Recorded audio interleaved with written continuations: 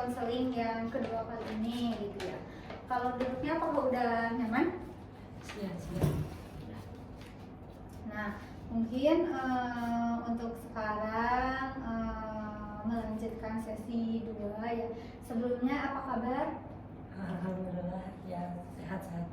Tadi di perjalanannya ada gangguan atau gimana? Nggak ada, alhamdulillah lancar.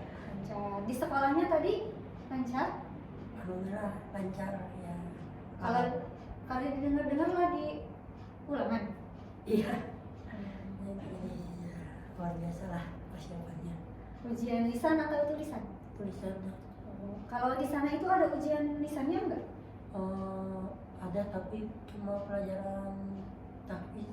Oh, tahfidz aja gitu ya, yang lisannya, yang lainnya mah Tulisan.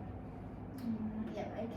Sebelumnya gimana nih perubahan yang terjadi gitu dalam kehidupan Emir setelah melakukan sesi konseling yang ke-1?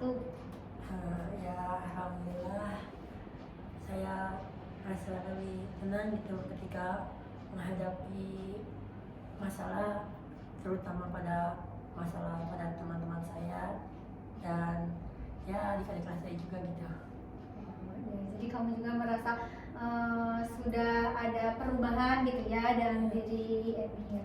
Nah, apakah ada perilaku atau tindakan yang sudah diaplikasikan? Mungkin itu ya alhamdulillah udah bisa merangkul teman-teman ya, jadi ya nggak canggung-canggung lagi lah dengan teman-teman tuh. Oh, jadi sekarang kamu itu merasa bisa beradaptasi mungkin ya, menyesuaikan dengan teman-teman yang sebelumnya emang kurang dekat dengan Emir gitu ya. Ya. Nah, kalau boleh tahu PR-nya sudah dikerjakan? Sudah. Boleh.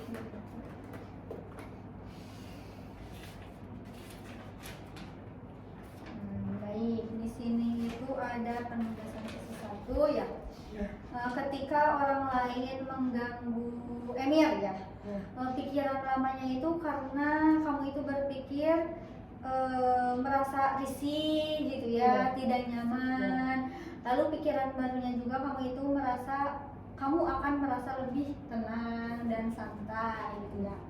Ketika kamu merasa perasaan lamanya itu, ketika merasa itu kamu itu merasa kesal dan marah. Lalu perasaan baru yang ingin kamu tempuh itu, kamu itu ingin merasa lebih senang, mungkin lebih bahagia lagi ya dengan keadaan yang terjadi gitu ya, khususnya di lingkungan pondok gitu ya. Nah, tindakan lama yang biasanya Emir lakukan ketika merasa terganggu oleh teman itu, kamu itu lebih membagi tugasnya itu kepada teman gitu ya. Apa yang dia mau pasti kamu juga memberikan tugas itu gitu ya. Nah, lalu tindakan yang ingin kamu lakukan itu merangkul semua teman dalam mengerjakan tugas. Jadi lebih mungkin ketika dulu mungkin kamu kalau ada teman yang mau minta tugas ataupun apapun itu, kamu selalu memberikannya ya. Untuk tindakan kedepannya mungkin kamu itu lebih ingin merangkul agar mengerjakan tugasnya itu bareng-bareng mungkin ya, seperti itu. Jadi tidak dengan mudahnya teman-teman yang mengganggu kamu itu dengan mudahnya membawa apa yang dia inginkan mungkin ya. Kamu lebih ingin ke memberikan rangkulan. Nah, kalau boleh tahu gitu ya, apakah hal ini sudah ada yang kamu aplikasikan gitu? Alhamdulillah sudah gitu. Jadi akhir-akhir ini kan ada tugas yang cukup berat gitu. Jadi itu tuh tugas kelompok. Alhamdulillah bisa ngerjainnya tuh bareng-bareng. Jadi bukan beberapa orang aja gitu, alhamdulillahnya tuh ya gitu.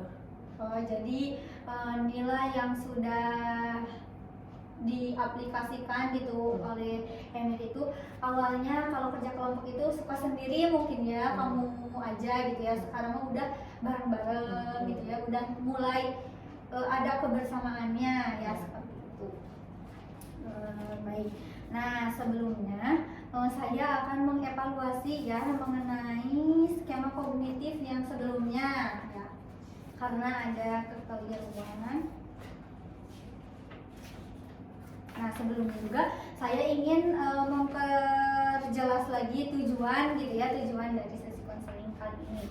Nah, kan untuk tujuan yang kemarin itu kamu itu ingin orang lain itu mengerti terhadap kondisi Emir ya. Nah, kalau hal itu apakah akan terjadi gitu orang lain mengerti keadaan kamu gitu? Belum tentu sih. Belum tentu. Kenapa nih kamu merasa seperti itu gitu?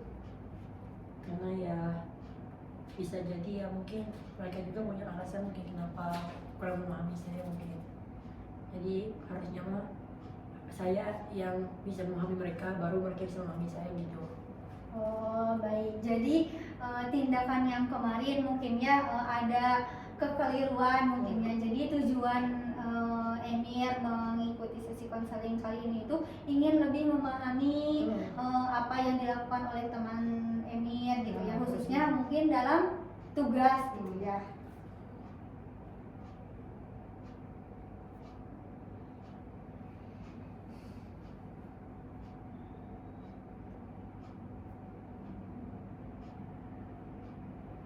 Kalau boleh tahu nih temannya itu hanya di kelas atau di mana saja gitu?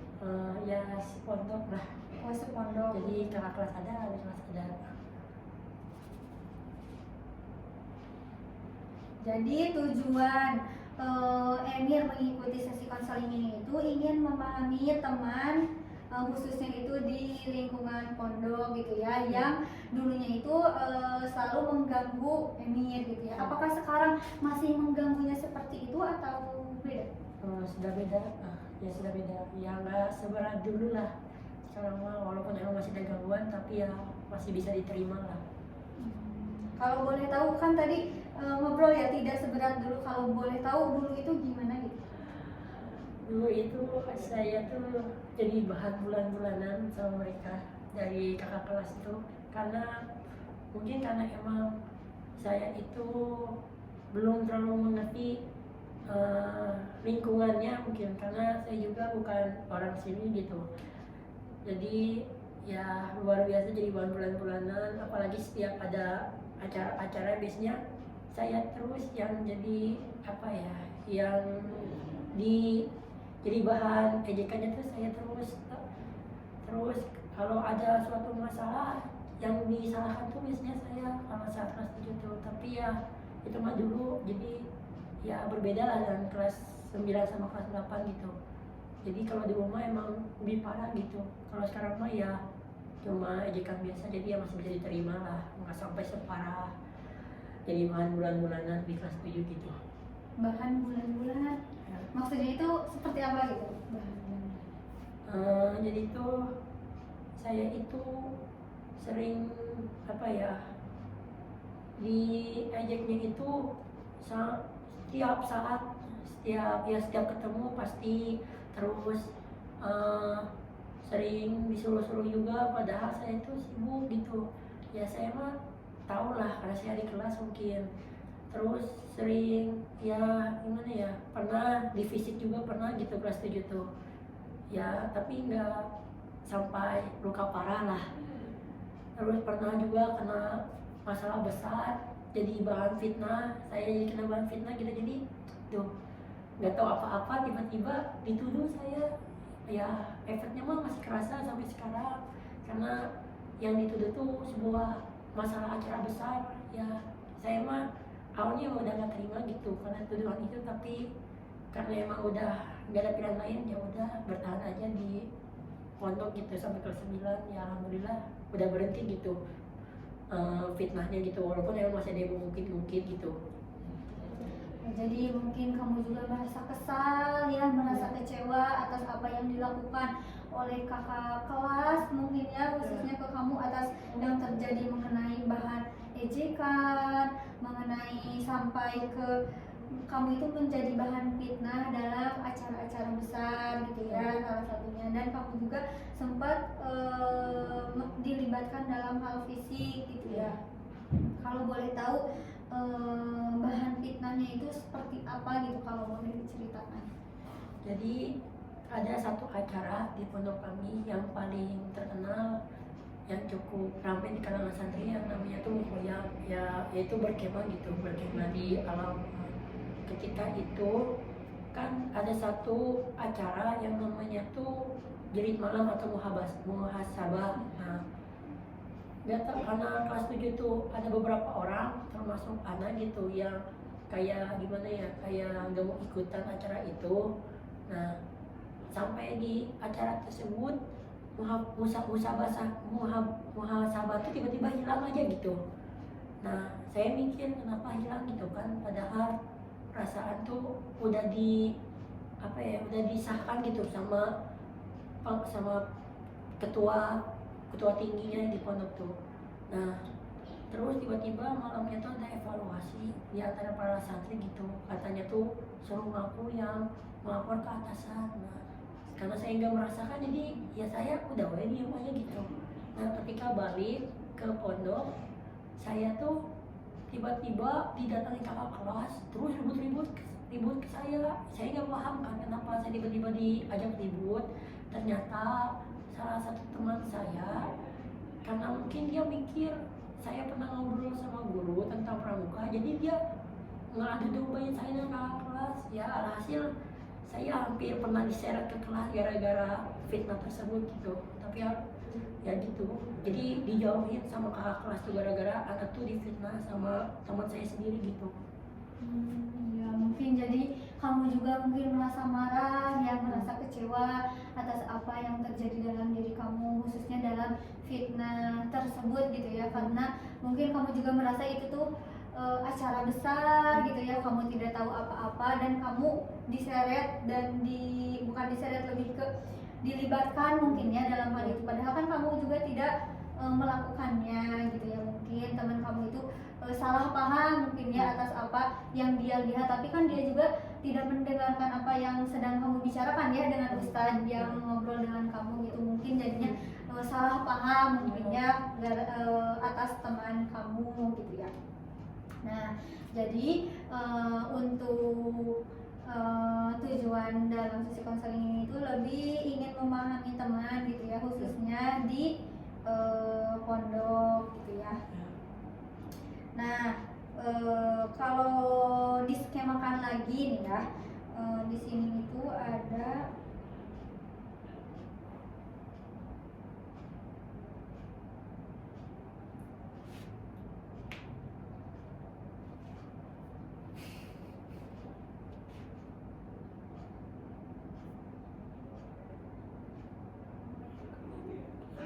kan kamu itu ingin lebih memahami teman yang khususnya di pondok gitu ya, karena kamu itu merasa mungkin kayak dibully gitu ya. Apakah kamu merasa seperti itu? Ya terkadang pasti gitu, pasti pernah ngerasa gitu, walaupun ya gimana ya, emang sudah kebiasaan di pondok, emang tradisinya kayak gitu, jadi ya terima-terima aja. Jadi mungkin tujuannya itu lebih ke ingin memahami teman-teman khususnya di pondok itu dalam konteks yang selalu mengganggu kamu gitu ya. Nah, dalam situasi apa sih kamu merasakan hal itu gitu? Tahu di mana? Biasanya ketika di kelas, terus di acara-acara atau event lah di pondok ya, terus udah sih dua tempat itu. Jadi ketika kamu berada di kelas atau di suatu acara, khususnya acara pesantren gitu ya, kamu itu selalu merasa, bukan selalu ya, jadi merasa kayak dibully gitu ya, jadi bahan ejekan. Pikiran apa sih yang ada dalam yang kamu rasakan? Ya mungkin saya bertanya ke diri sendiri, mengapa mereka tuh ganggu saya, padahal saya nggak mengganggu mereka gitu. Itu yang pertama saya pikirkan ke mereka tuh. Terus saya berpikir tuh, apakah saya ada salah dengan mereka gitu. Terus saya juga mikir atau jangan-jangan mereka tuh ganggu anak tuh karena anak tuh apa ya, kayak ada terlibat dengan seseorang gitu, ya gitu. Oh, iya, jadi mungkin ketika kamu berada di kelas atau di suatu acara itu pikiran kamu itu lebih ke mereka itu mengganggu kamu gitu ya ketika berada di kelas atau di acara event pondok. Lalu ketika situasi di kelas atau di event pikirannya itu kamu itu merasa terganggu, perasaan apa sih yang kamu rasakan gitu? Ya kesal, terus ya gak nyaman di tempat tersebut, ya dua itu pasti. Jadi kamu itu merasa kesal atas apa yang dilakukan oleh teman-teman kamu ya, merasa gak nyaman gitu ya, merasa tidak nyaman ketika berada di kelas atau di acara event karena mengganggu itu.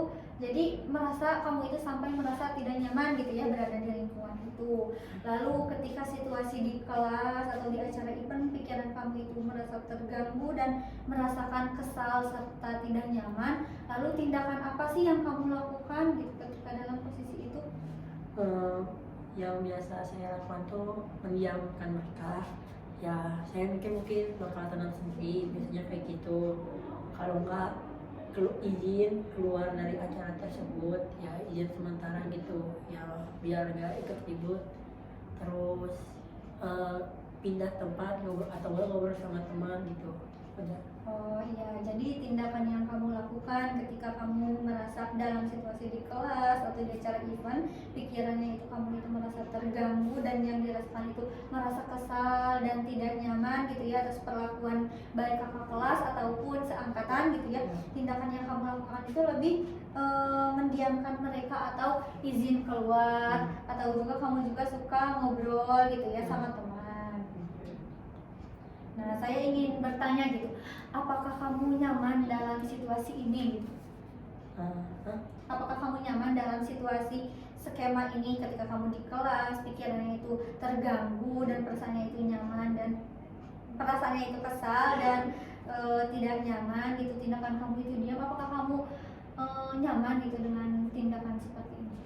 Ya nyaman mah enggak, tapi ya mau gimana lagi gitu, jadi kayak udah nggak ada jalan alternatifnya.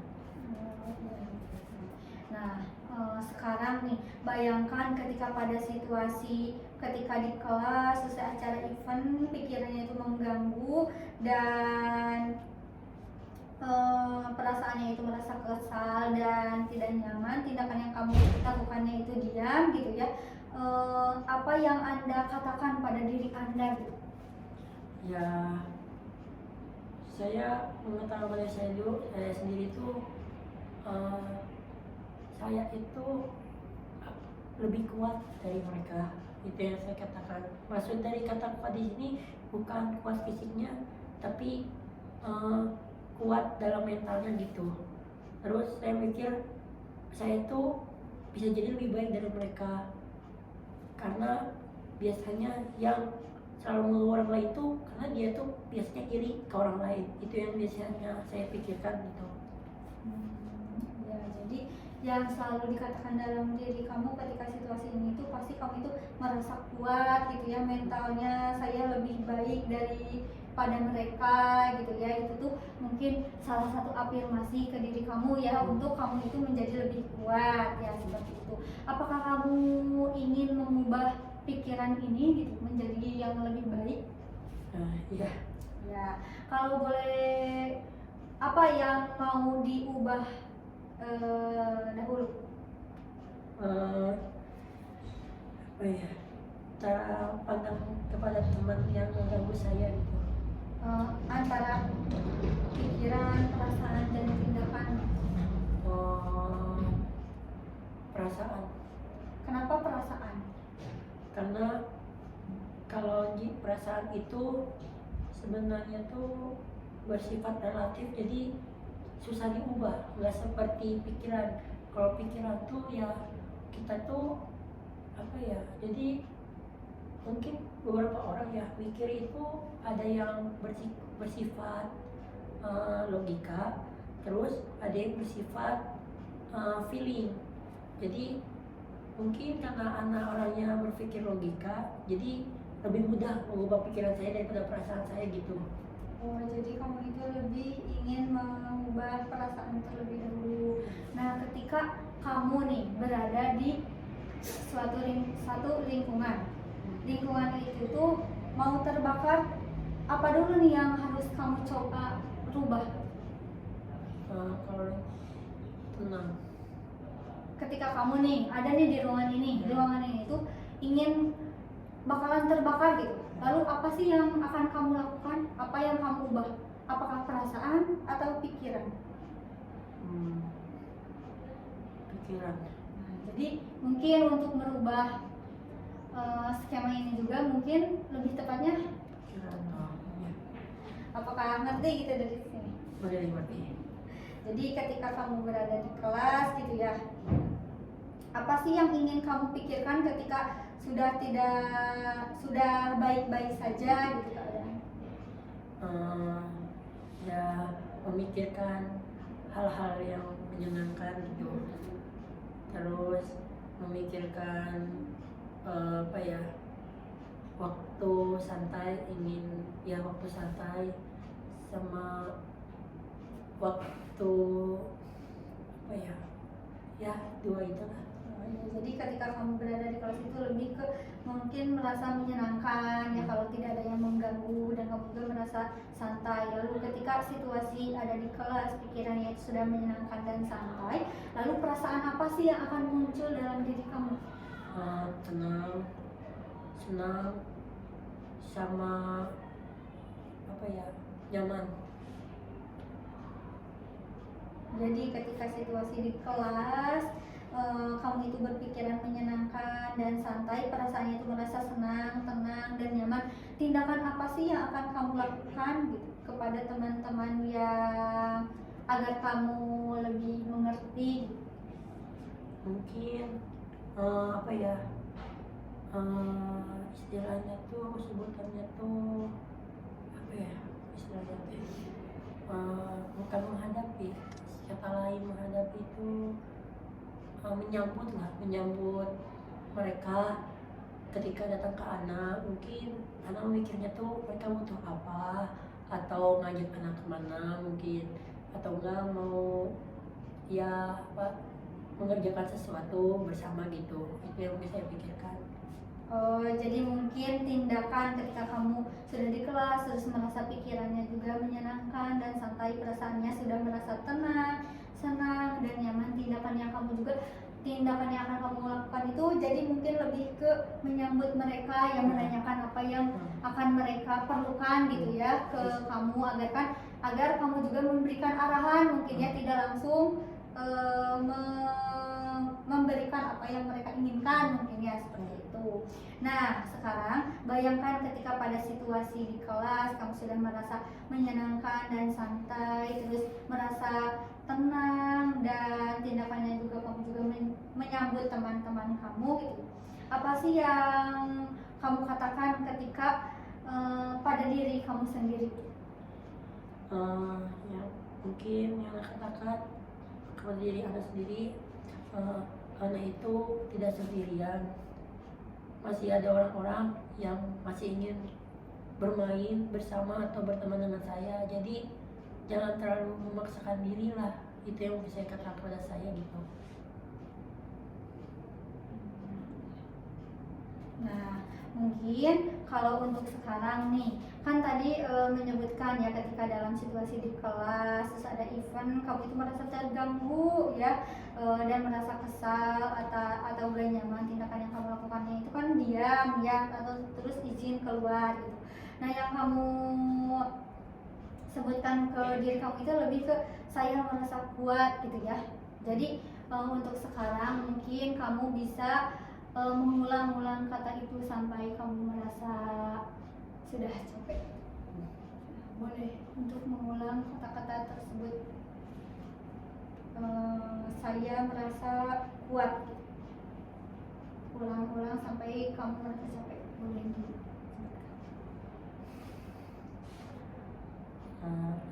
Saya merasa capek. Saya merasa kuat. Saya merasa kuat, saya merasa kuat, saya merasa kuat, saya merasa kuat, saya merasa kuat, saya merasa kuat, saya merasa kuat, saya merasa kuat, saya merasa kuat, saya merasa kuat, saya merasa kuat, saya merasa kuat.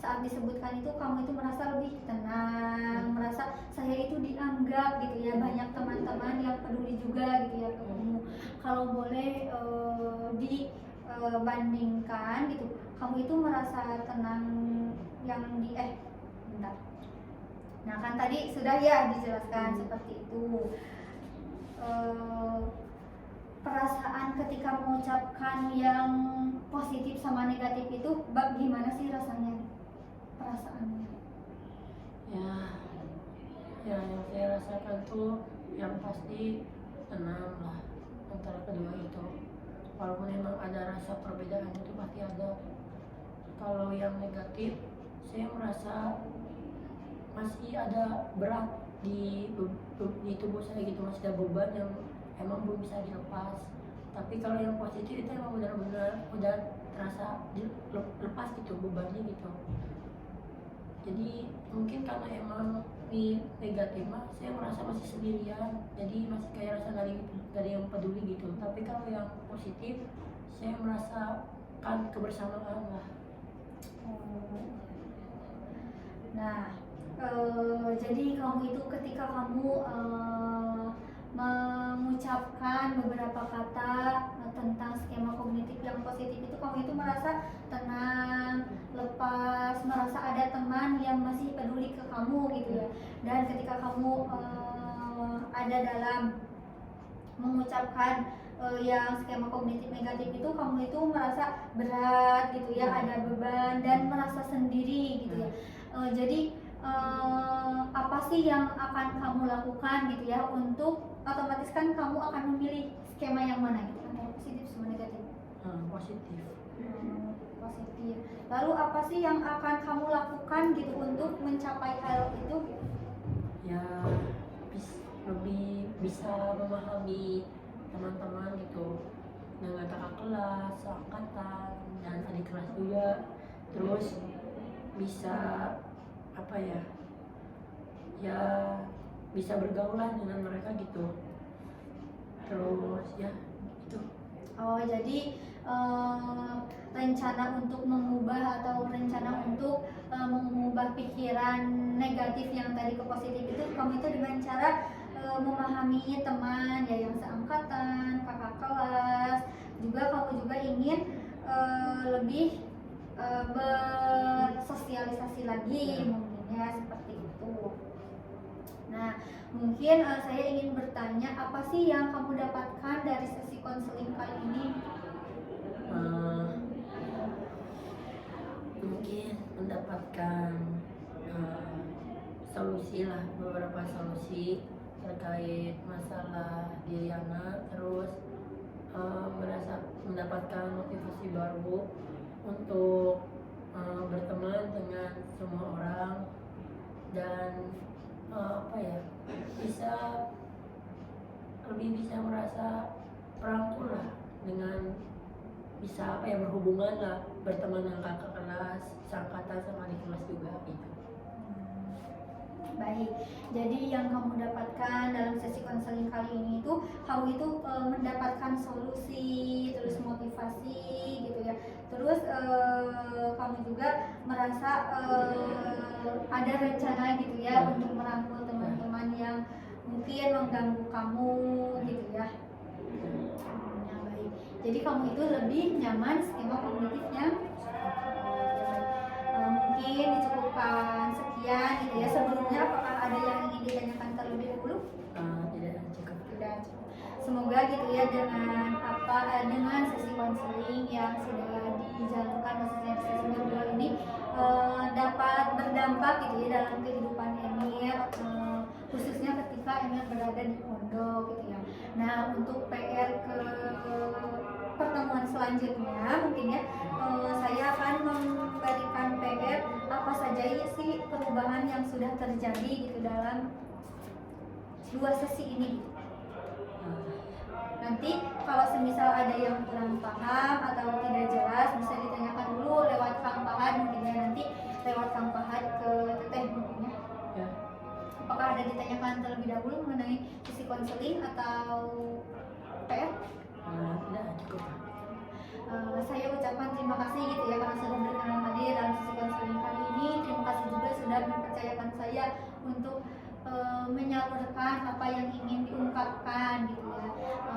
Saya cukupkan sekian gitu ya. Mohon maaf apabila ada kesalahan dalam tingkah atau ucapan baik perilaku saya gitu ya. Mungkin cukupkan sekian. Wassalamualaikum warahmatullahi wabarakatuh. Waalaikumsalam.